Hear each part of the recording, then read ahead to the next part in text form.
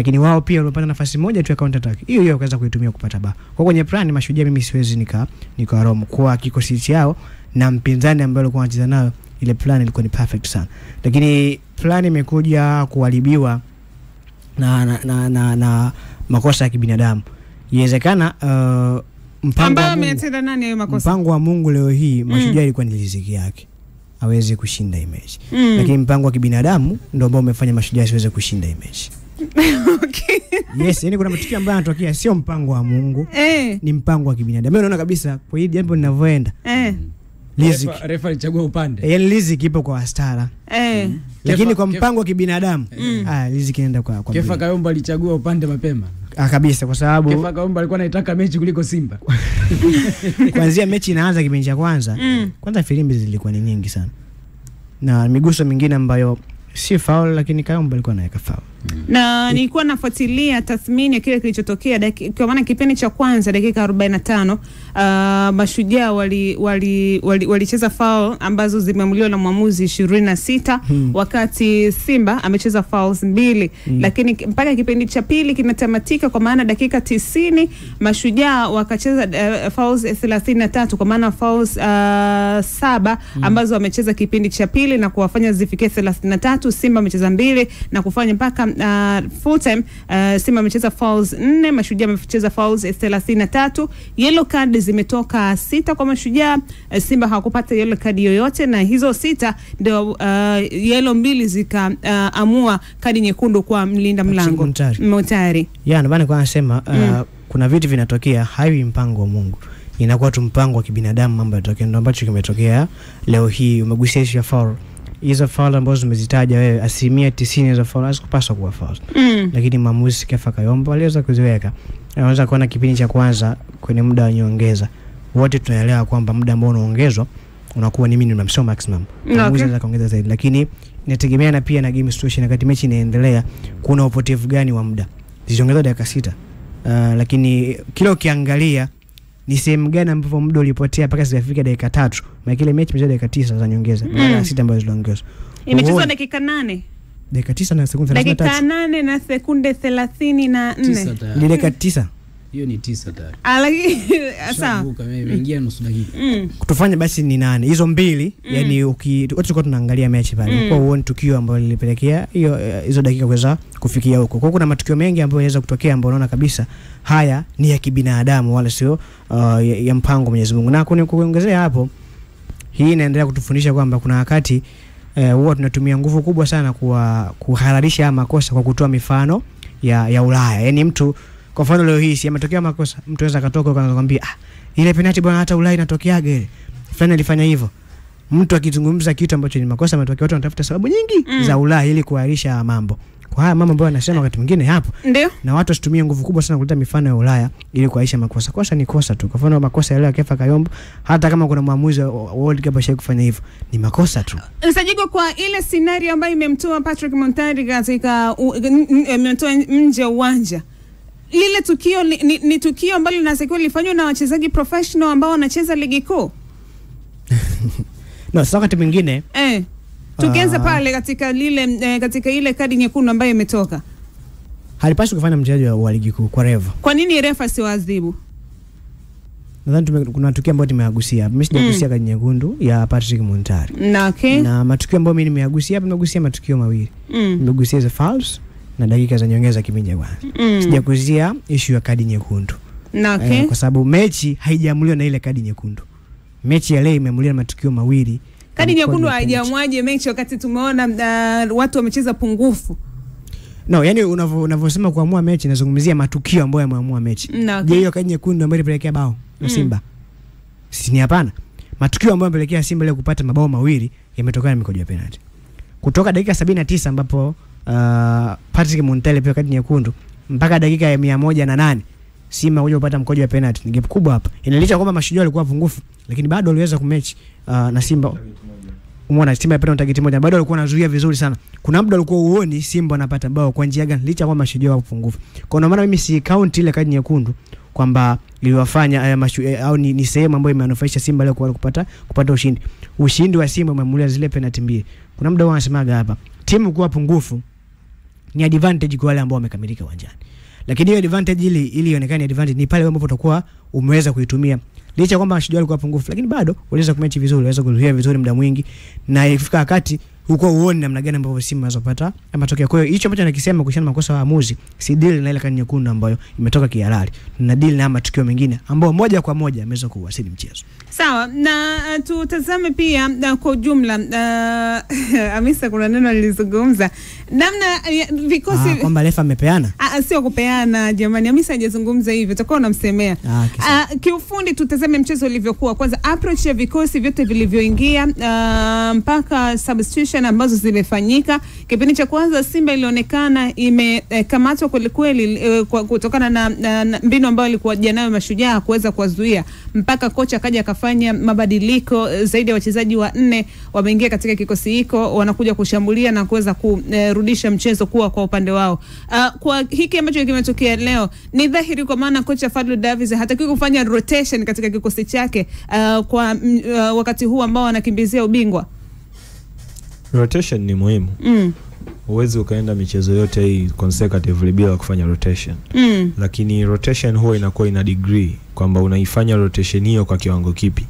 Rotation ambayo Simba anapaswa kuifanya hivi sasa, kwa sababu obviously kwa kitu ambacho tumekishuhudia leo ni kwamba Simba na demand ya michuano yote ambayo anashiriki. Meaning Mwalimu Fadlu Davis yawezekana akawa kwenye fikra zake anaangalia ni namna gani ambavyo hii team sitoathiri balance yake. Siku ya leo Simba kuna eneo la balance walikosa, hasa namna ya kulink kutoka eneo lao la kiungo mpaka eneo lao la ushambuliaji.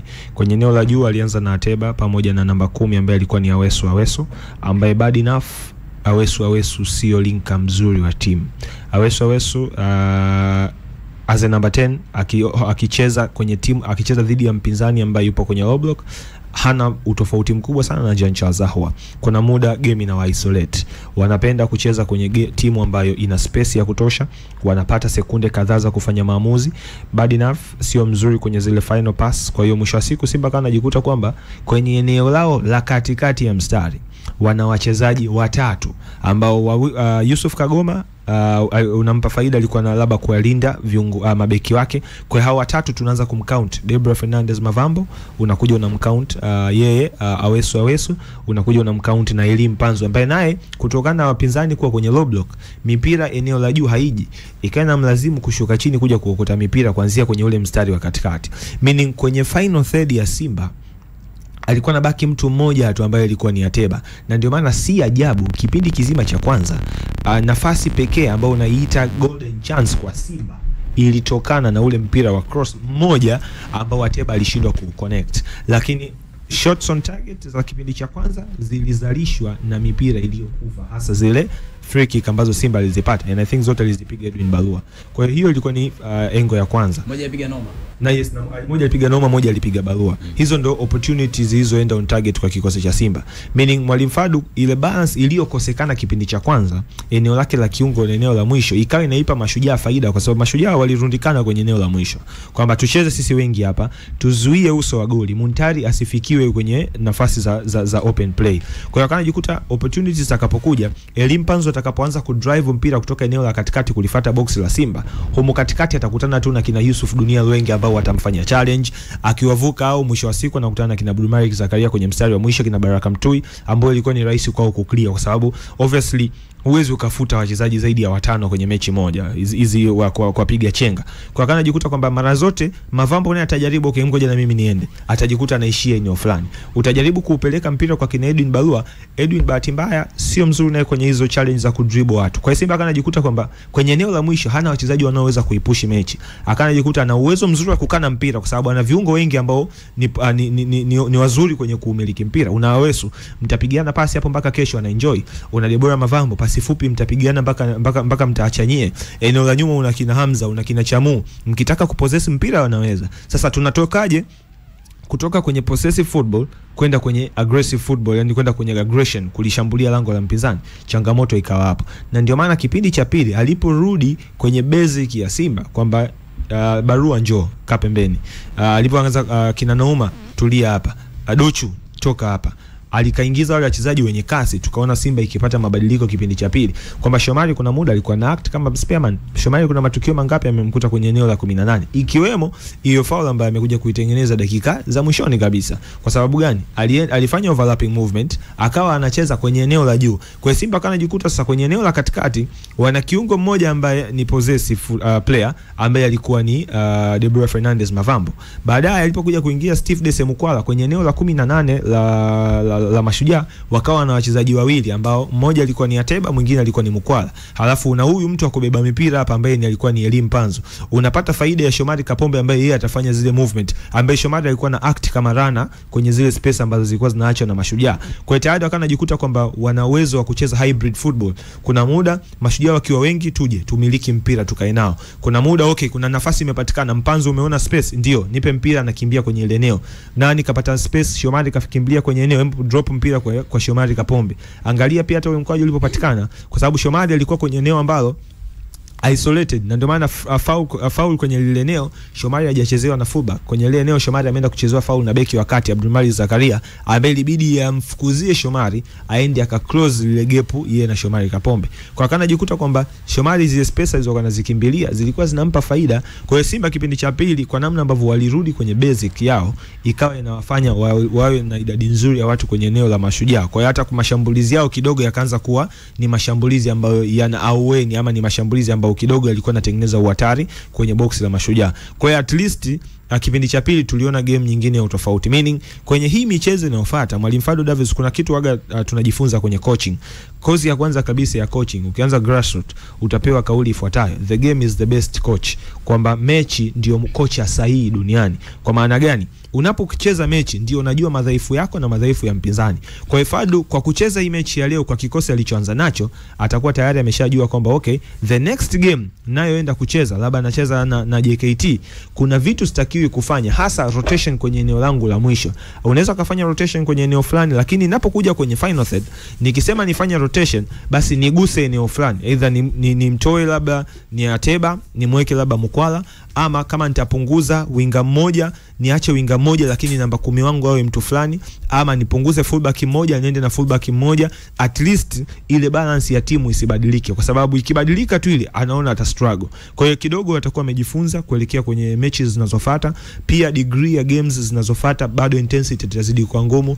Una next game against JKT, kwenye fixture inayofuata una mtu kama Pamba, kwenye fixture inayofuata una mtu kama KMC. Hawa wote bado wako kwenye relegation battle. Hapa hamna hata mmoja ambaye anataka kugombania zile nafasi za playoff, meaning game zao pia hazitokuwa nyepesi, intensity ya mchezo itakuwa ngumu vile vile. Kwa hiyo kwenye hiyo intensity utahitaji kuwa na wachezaji bora uwanjani ili waweze wakamatch hiyo intensity ya mpinzani wako. Kwa hiyo kwenye game ya leo obviously Mwalimu Fado kuna sehemu atakuwa ameangalia okay, athari gani nitazipata nikifanya rotation kwenye mechi ambayo ina intensity ya juu, lakini pia atakuwa amepata solution kwamba nikitokea sasa nimefanya rotation, vitu vimekwama, naweza nikatumia approach fulani, either ni kurepace up game yangu kwa kurudisha wachezaji wangu wenye kasi, halafu mwisho wa siku wapinzani wangu wakaingia kwenye mitego yangu, mwisho wa siku nikapata faida. Kingine kikubwa zaidi ambacho ya Kefa Kayombo labda leo aliact kama catalyst kwenye mchezo, hasa kwa zile faida za set piece. Simba sasa hivi atakuwa amejua okay, kumbe ndapozidi kugenerate set piece nyingi kwenye mchezo naweza nikapata faida ya kudondosha mipira mingi kwenye eneo. Na unavyozungumza mpaka sasa Simba anaendelea kuwa kinara wa timu ambayo amefunga ama amefaidika na penalty nyingi sana. Kabla ya mechi ya leo alikuwa amefunga mabao 10 kwa mkojo wa penalty, na leo mabao 2, mabao 12, ikiwa kinara pale katika ligi kuu ya kandanda Tanzania bara. Hiyo ni faida kwa Simba because mwisho wa siku yes, Kefa amekosea, lakini Simba ameamua kucapitalize makosa ya bwana Kefa Kayombo. Kwa hiyo credit bado zitarudi kwa wachezaji wa Simba kwa namna ambavyo wamekuwa kiutilize hizo set pieces zao. Kuna siku nishawaambia hapa, moja kati ya timu ambayo imefanikiwa, yawezekana haija diversify magoli yake kwenye miguu ya wachezaji wengi, lakini imediversify magoli yake kwenye miundo mingi. Simba atakufunga kwenye kona, Simba atakufunga kwenye free kick, Simba atakufunga kwenye penalty, Simba atakufunga kwenye open play. Na kingine namna ambavyo wamediversify magoli yao kwenye mistari yao yote ya kiuchezaji. I think mstari pekee wa kiuchezaji ambao haujafunga goli kwenye mechi ya Simba ni mstari wa Bwana Kamara golini, goalkeeper peke yake. Lakini ukija mabeki wa kati wamefanikiwa kufunga, ukija mafullback wamefanikiwa kufunga, ukija kwenye eneo la kiungo mkabaji wamefanikiwa kufunga, viungo washambuliaji wamefanikiwa kufunga, mawinga wamefanikiwa kufunga, washambuliaji wamefanikiwa kufunga. Meaning wana huo mgawanyo wa magoli kwenye maeneo mbalimbali ya uwanja, which inawapa faida. So hiyo faida pia inarudi sio tu kwenye kufunga, inarudi pia hata kwenye kuzitengeneza hizo nafasi. Leo tutaongelea hapa mechi mbili ngumu ambazo labda zinazidi kuweka matumaini ya Simba kwenye safari ya ubingwa, zimeamuliwa na fullback mwenyewe ni Shomari Kapombe. Game versus JKT, mwamuzi akiwa Kefa Kayombo, Shomari Kapombe kwenye eneo la 18 na alikuwa ni Mudibeka anamchezea foul kwenye eneo la 18, alikuwa ni Shomari, alifanya ile movement mpaka mwisho, penalty, Simba anafunga. Amekuja leo Shomari anaidefine tena moment muhimu ya Simba, anaingia kwenye eneo la 18 akiwa kama fullback, anaenda anafunga. Kwa hiyo unakuta kwenye kutengeneza nafasi Simba wana mafullback ambao wanasaidia kutengeneza nafasi, wamesha diversify eneo hilo, lakini pia wanao sasa zitumie hizo nafasi ya kina nani ambazo zimetengenezwa na mafullback. Atafunga Jean Charles kama kiungo mshambuliaji, atakuja atafunga Ateba kama mshambuliaji, ama sometimes penalty atafunga aba Steve Desemugwala. Kwa unajikuta sasa hiyo system ambayo wameitengeneza inamsha siku inawapa faida. Kwa hiyo generation ya set piece kwenye mechi za Simba imekuwa ni kama eneo lingine la wao kufaidika, hasa pale wanapokutana na mpinzani ambaye yupo kwenye low block. Sawa, ni kuhusiana na mchezo huu hapo wa Simba dhidi ya kikosi cha Mashujaa FC, na kule Lake Tanganyika dakika za jioni Mashujaa wakadondosha alama 3 na leo pia katika uwanja KMC Complex dakika za jioni kule kweli. Kule ilikuwa ni Steven Desa Mukwala, hapa ni Lionel Ateba. Of course, gap ni alama 10 kwa sasa. Kitizama kati ya Yanga dhidi ya Simba.